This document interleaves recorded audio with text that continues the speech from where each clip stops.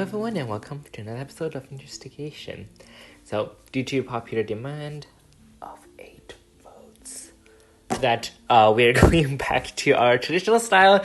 I'm just writing on a piece of whiteboard electronically. So, yes, I did wait a little bit before I made a new video to see how the old video using Medium would work out, but it did not work out as well. It actually got a lower click-through rate than my previous videos, which means that we're going back to our traditional style. And of course, I also made a poll in my community, and overwhelmingly they said to revert to the traditional style, so here I am. And as promised, I will try to upload at least once a week to make up for that difference of animations or difference in the quality of the video. So with that being said, we're starting number 12 in 2021 AIME 2. So this problem says a convex quadrilateral has area 30 and side lengths 5, 6, 9, and 7 in that order. So let's try to draw it. Definitely not very accurate, but should be enough. Let me just slightly more accurate. 5. Well, that's not more accurate. That's like way less accurate. Okay. 5, 6, 9. Let's make it so that this side is 7. 5, 6, 9, 7. If you look at it this way.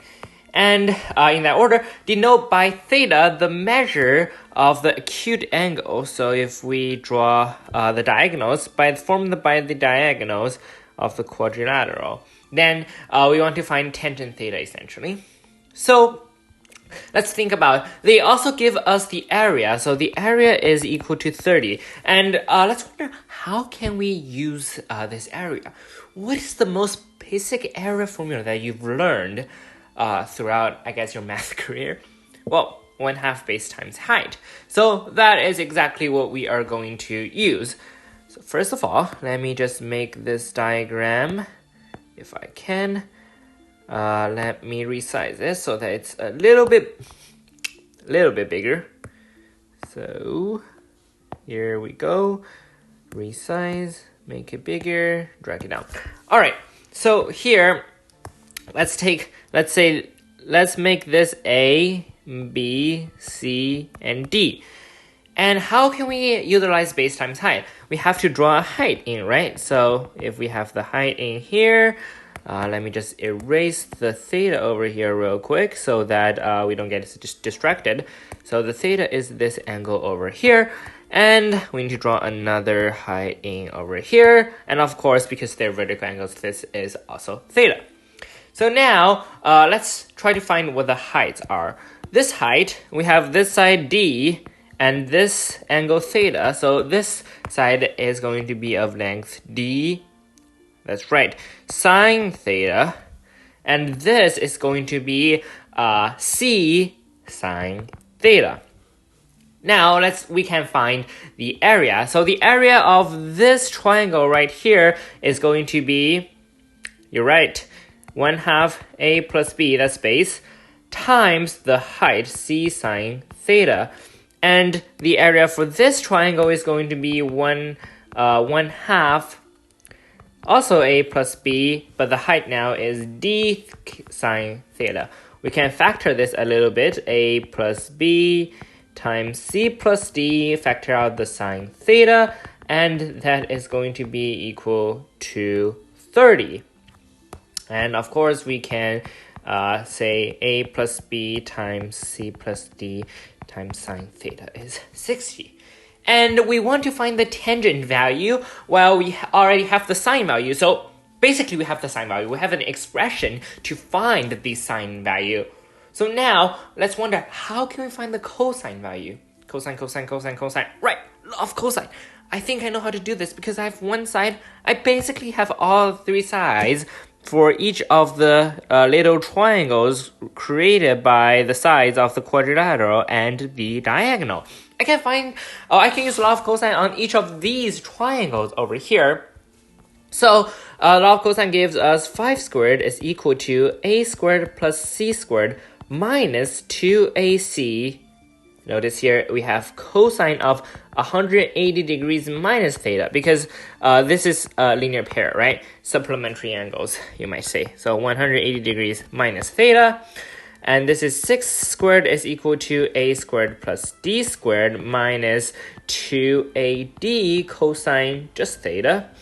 7 squared is equal to b squared plus c squared minus 2bc cosine theta. And 9 squared is going to be b squared plus d squared minus 2 times bd cosine, notice, 180 degrees minus theta.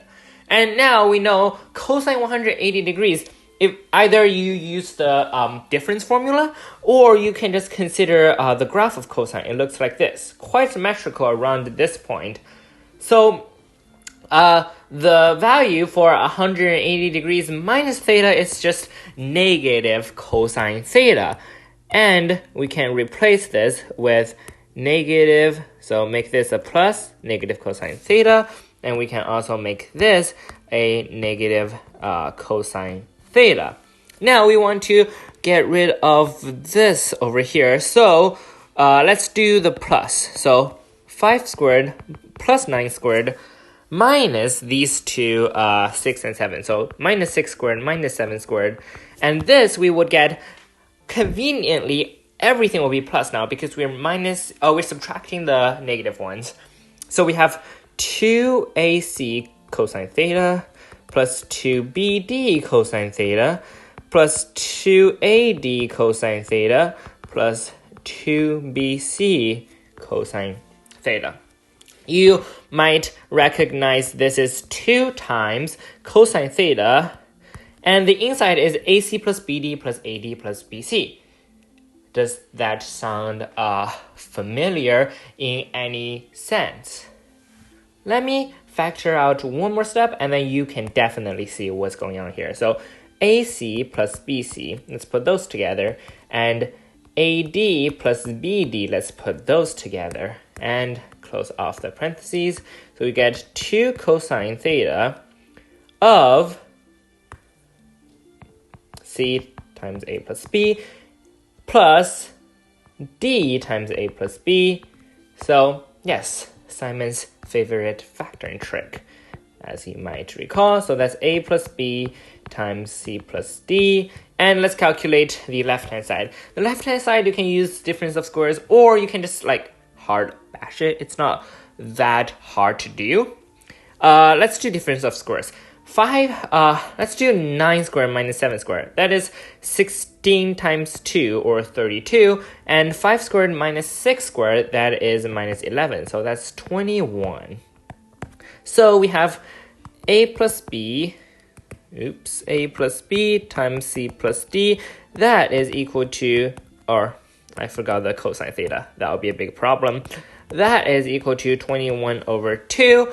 And if you now examine this formula, this expression and this expression we have here, we can just divide the two expressions. We have sine theta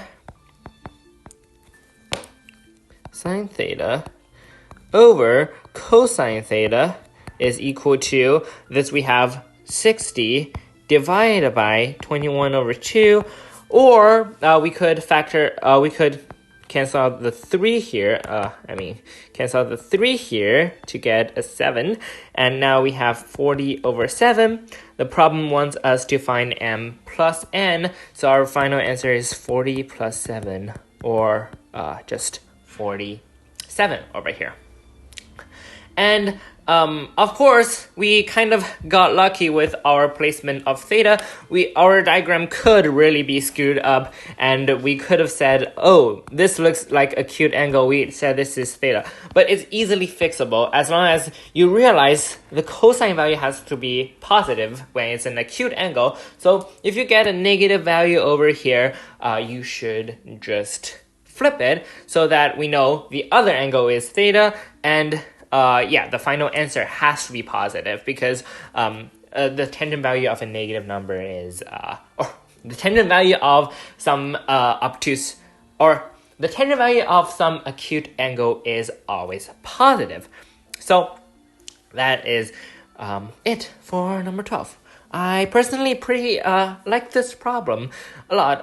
It's not too difficult, but it does utilize some of the concepts, and it's relatively hard to think of when combining those concepts. So we don't necessarily need to have a lot of knowledge in like a lot of theorems, but this is still a good mixture of different things in geometry. So that is AIME 2 number 12. And I'll catch you in the next video. Goodbye.